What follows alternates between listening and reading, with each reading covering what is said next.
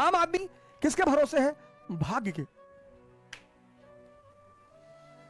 मैंने कहा ना, दुनिया में दो ही जातियां हैं, एक एरिस्टोक्रेसी, एक कॉमन पीपल। बड़े सारे युवा मुझसे कहते हैं तैयारी शुरू करना है, कहां से शुरू करें, आप गाइडेंस दे दें। सरकार इतनी वीडियो डाल दी यूट्यूब पर, बहुत सारे लोगों की वीडियो पड़ी हुई है, और कैसे गाइडेंस लोगे? पहला चरण जो गाइडेंस का होगा वो ये है कि बेस क्लियर होना चाहिए। तुमको यार लैटिट्यूड पता नहीं, लॉन्गिट्यूड पता नहीं, फोर्स पता नहीं, मास पता नहीं, मोमेंटम पता नहीं, इनर्शिया पता नहीं, किताब बता दीजिए, क्या करोगे किताब जानकर? आईएएस की तैयारी का जो पहला चरण है, हर वो व्यक्ति जो आईएएस की तैयारी करना चाहता है, उसे पहली चीज जो स्पष्ट करनी है कि उसका आधार मजबूत है कि नहीं। वो अगर आधार मजबूत करके कोचिंग करना है तो उसे 80% का फायदा होगा। फिर से मैं इस बात को रिपीट करूंगा, हर वो व्यक्ति जो आईएएस की कोचिंग करना चाहता है, अगर वो आधार मजबूत कर करके आए, जब वो ग्रेजुएशन फर्स्ट ईयर में है तभी से शुरू कर दे,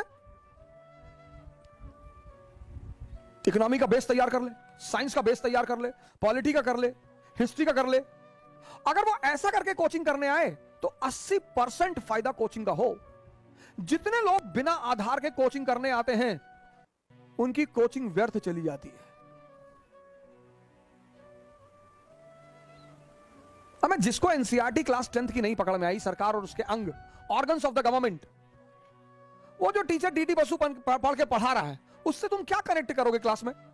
सवाल ही नहीं, संभव ही नहीं उठता। 98% लोगों की कोचिंग करना व्यर्थ चला जाता है। इसलिए आपके घर में कोई भी अगर तैयारी करने का विचार बना रहा है तो उसको ग्रेजुएशन के प्रथम वर्ष से ही बेस बनाने के लिए कहें। बस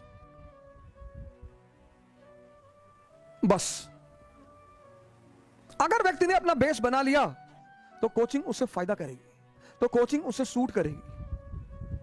बिना बेसिक्स के कोचिंग करना व्यर्थ है। जब तुम क्लास में कनेक्ट नहीं कर पाओगे, घर में होमवर्क नहीं कर पाओगे। जब तुम्हें क्लास में कुछ समझ में नहीं आएगा, तुम लिखोगे सिर्फ बैठकर, घर में होमवर्क नहीं कर पाओगे। घर में होमवर्क नहीं कर पाओगे, कंसोलिडेट नहीं होगा।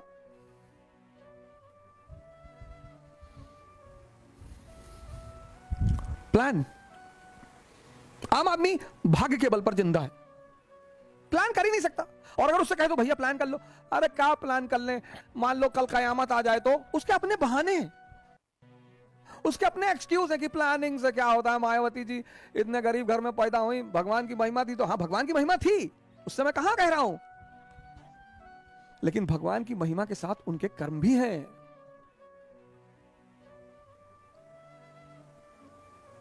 सिर्फ भगवान की महिमा पर नहीं चलती दुनिया। नहीं तो मंदिर का पुजारी का बेटा आईएएस होता, नहीं तो मस्जिद के इमाम के बेटे ही आईएएस होते, नहीं तो चर्च के पादरियों के बेटे ही आईएएस होते और राजा होते। अगर सिर्फ भगवान के बल पर यह दुनिया चल रही होती तो सबसे ज्यादा परिवार किसके खुशी होते? पुरोहितों के। उन्हीं के बच्चे सबसे सफल होते, उन्हीं के बच्चों की अच्छी शादी होती, उन्हीं के बच्चों की नौकरी लगती। पर बड़े सारे लोगों के मां बाप नास्तिक हैं, उनके बेटे बहुत ऊंचाई पर हैं, उनके बच्चे बहुत ऊंचाई पर हैं। नास्तिक होने का मतलब यह है कि आपको कोई ऐसा व्यक्ति जीवन में नहीं मिला जो आपके अंदर ईश्वर के प्रति आस्था पैदा कर सके। बस